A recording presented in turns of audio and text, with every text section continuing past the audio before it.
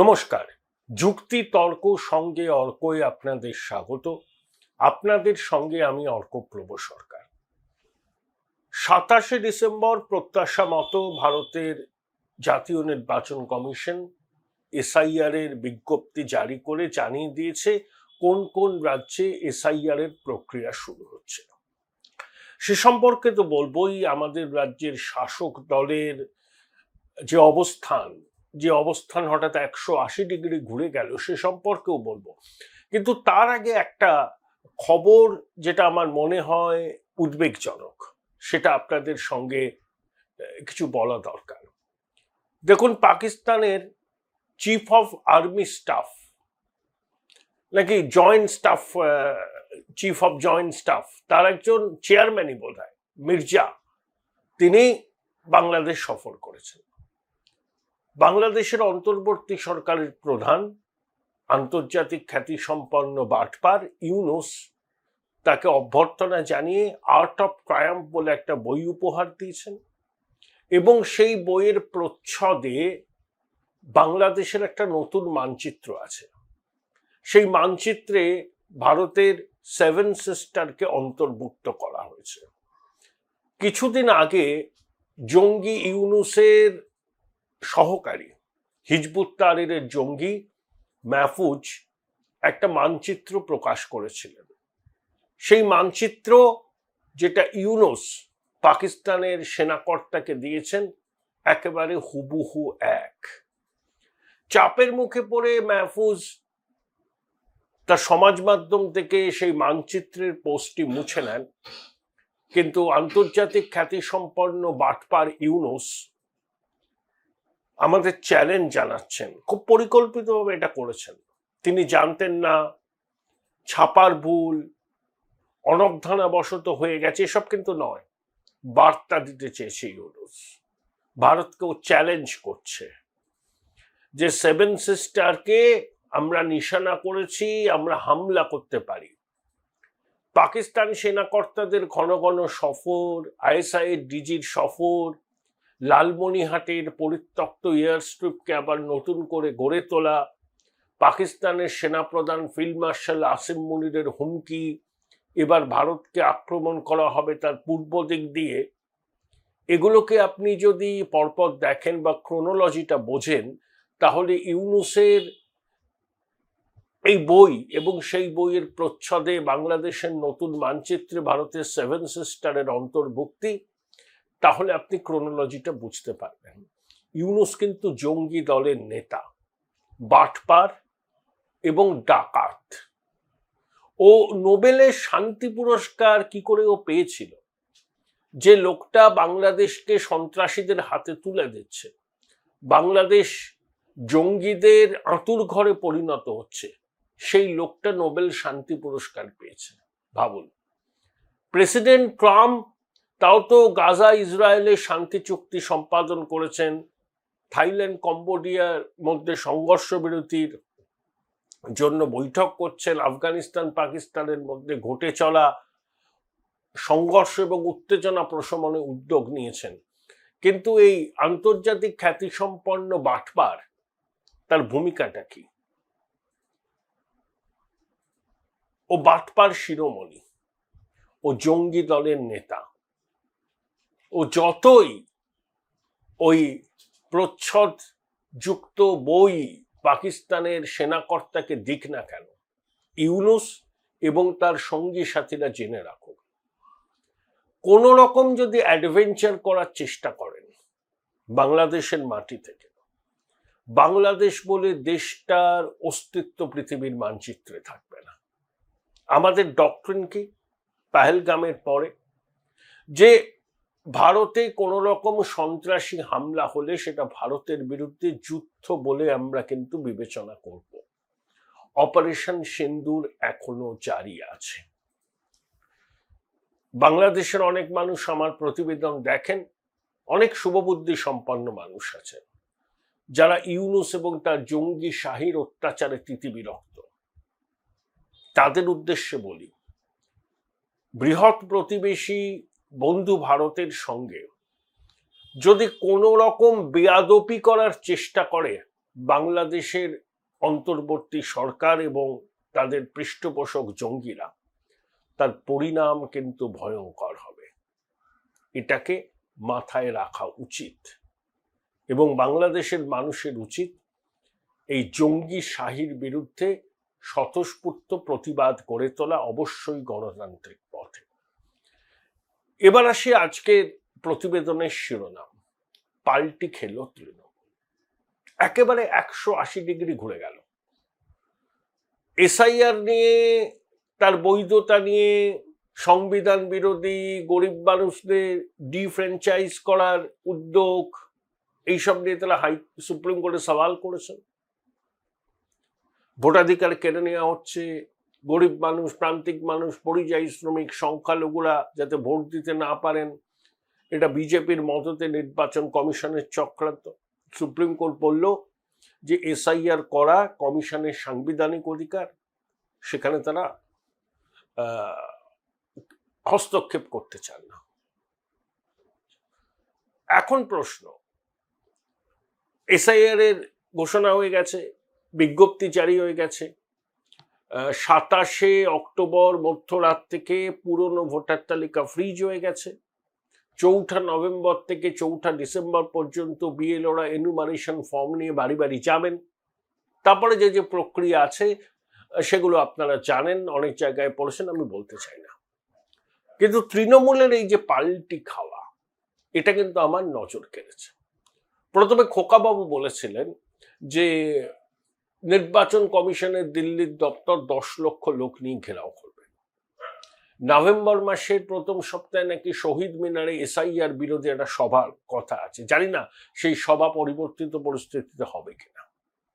তৃণমূলের উরুকাতু মদনা, কেউ বলছেন রক্তগঙ্গা বয়ে যাবে, কেউ বলছেন চোখ উপড়ে নেব, বিএলওদের ধমকাচ্ছেন চমকাচ্ছেন খোদ বঙ্গেশ্বরী, বলছেন নির্বাচন কমিশন ক্ষণিকের অতিথি, নির্বাচনের বিজ্ঞপ্তি প্রকাশ হলেই তবে সবকিছু কমিশনের আন্ডারে চায়। কমিশন জানিয়ে দিয়েছে এসআইআর এর কাজে বা ভোটার তালিকা সংশোধনের কাজে যারা যুক্ত হবেন তারা কমিশনে অন ডেপুটেশন থাকবেন, কমিশনকেই তাদের রিপোর্ট করতে হবে। এসআইআর শুরুর আগেই বিএলওদের ধমকানো চমকানো হয়েছে, বিশেষ করে বিশেষ সম্প্রদায় অধ্যুষিত কিছু অঞ্চলে, সেই খবর আমাদের কাছে এসছে। তাহলে তৃণমূল যে রণদেহী মূর্তিটা ধরেছিল এসআইআর এর বিজ্ঞপ্তি জারির আগে, বেলুনটা ফুটো হয়ে গেল, ফুস করে বেলুনটা ফুটো হয়ে গেল। তৃণমূলের মুখপাত্র কুণাল বাবু কি বলেছেন? কোনো প্ররোচনায় পা দেবেন না, আমরা আছি, গন্ডগোল পাকাবেন না।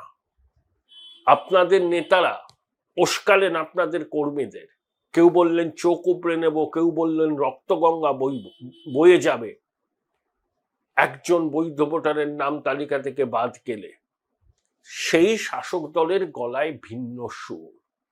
আসলে বুঝেছে খোকাবাবু, দিদিমণি, সাঙ্গ পাঙ্গরা, এসব শূন্য কুম্ভের আস্ফালন করে কোনো লাভ নেই। এসআইআর ছাড়া ভোট হবে না। এখন এই অবস্থান নরম করার পিছনের কারণটা কি? কারণটা খুব স্পষ্ট। প্রথমে তৃণমূল ভেবেছিল যে সুপ্রিম কোর্ট এই এসআইআর এর প্রক্রিয়াকে অবৈধ বলে ঘোষণা করবে, সেটা হয়নি। সুপ্রিম কোর্ট জানিয়ে দিয়েছে সাংবিধানিক প্রতিষ্ঠান ভোটার তালিকা সংশোধনের সাংবিধানিক দায়িত্ব পালন করতে পারে, সেখানে অবাঞ্ছিত হস্তক্ষেপ তারা চায় না। কিন্তু আধার কার্ডকে প্রামাণ্য নথি হিসাবে গ্রহণ করার নির্দেশ সুপ্রিম কোর্ট দিয়েছিল, কমিশন সেটা নিয়েছে এবং সুপ্রিম কোর্ট বলেছে যে স্বচ্ছতার সাথে পুরো প্রক্রিয়াটাকে সম্পাদন করতে হবে। আমরাও তো চাইছি।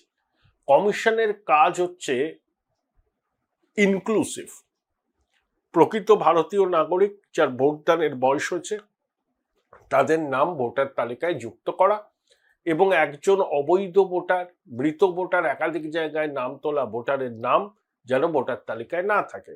ভোট কুশলী প্রশান্ত কিশোরের নাম 2 জায়গায় আছে, একটা কলকাতার কাছে কালীঘাটে, একটা হচ্ছে বিহারের সাসারামে।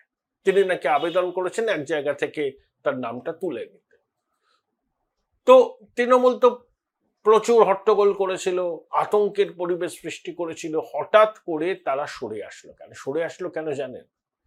দিদিমণির স্পিন ডক্টরসরা দিদিমণিকে বুঝিয়েছেন বেশি বেড়ে খেললে হিতে বিপরীত হবে।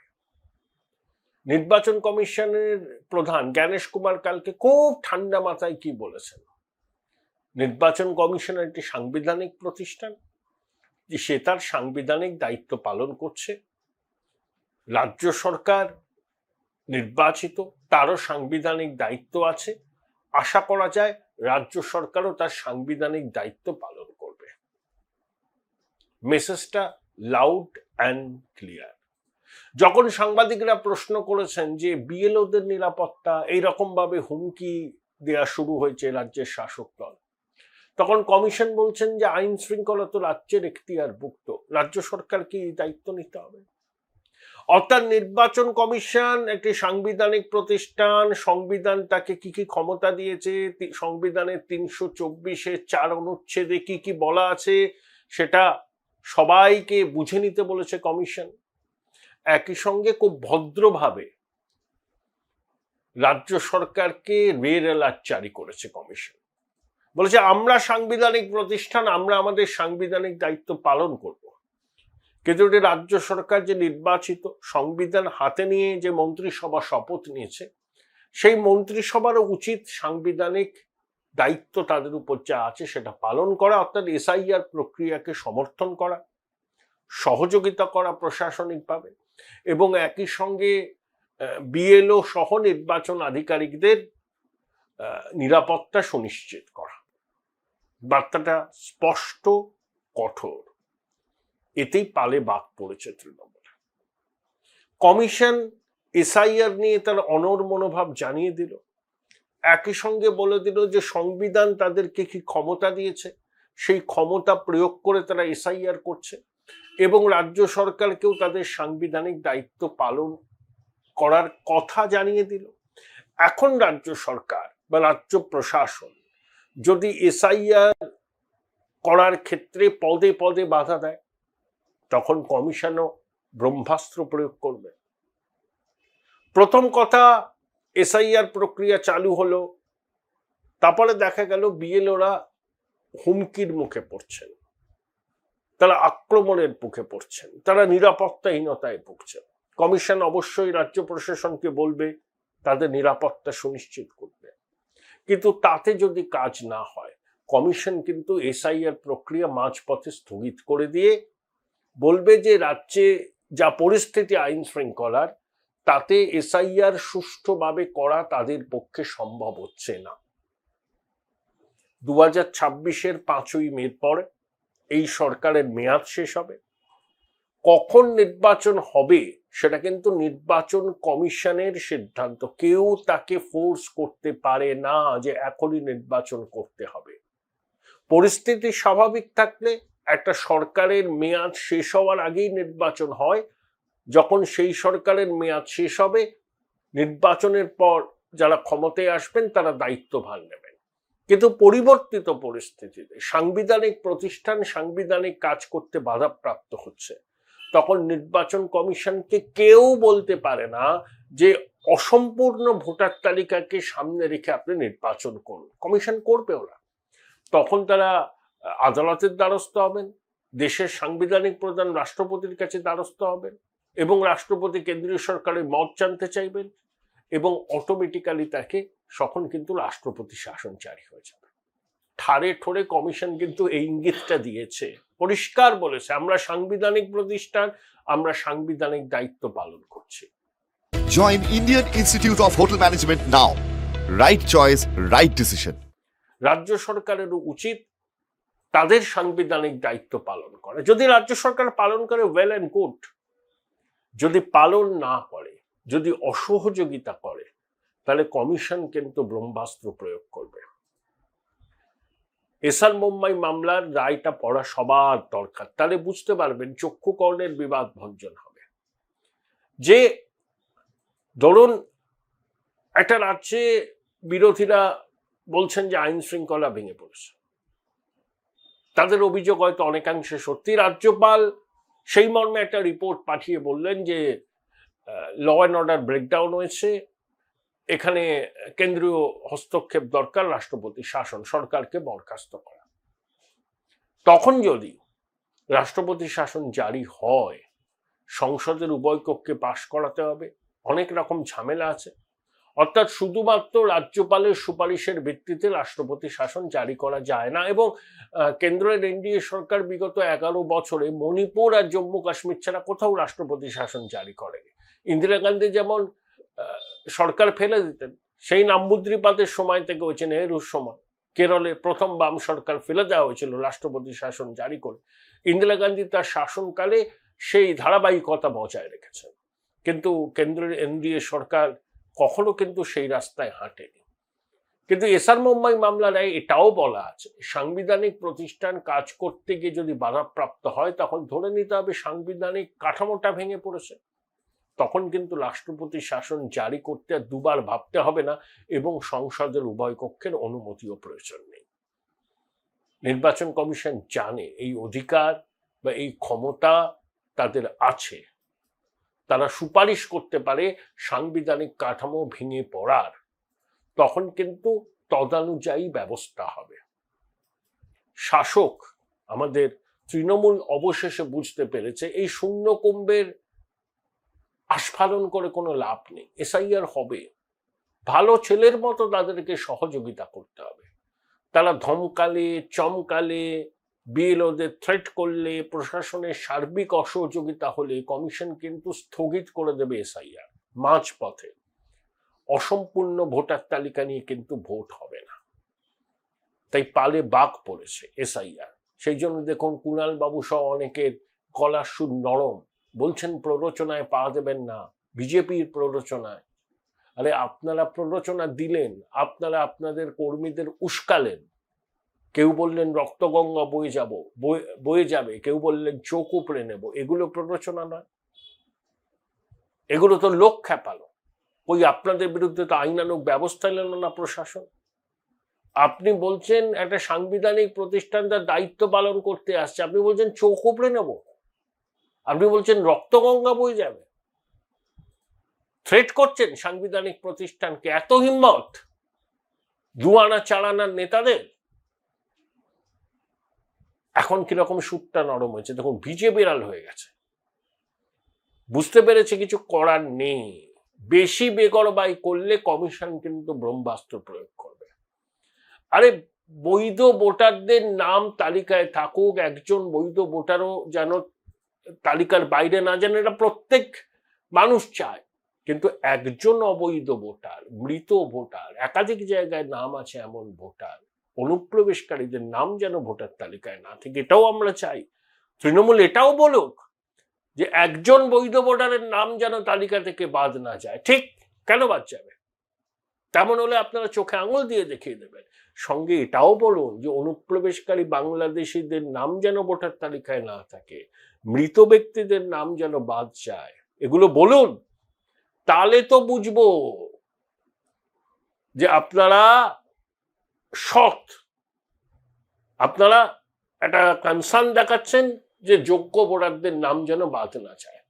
ওইটুকু বলে থেমে গেলে হবে না বন্ধু, পুরোটা বলতে হবে। যোগ্য ভোটারদের নাম তালিকায় থাকুক, আমার আপনার মতো সবাই চায়। এরকম পাল্টি খেলেন, পশ্চিমবঙ্গের মানুষ দেখলো কত আস্ফালন, হ্যান কারেঙ্গে ত্যান কারেঙ্গে। আসল সময় বেলুনটা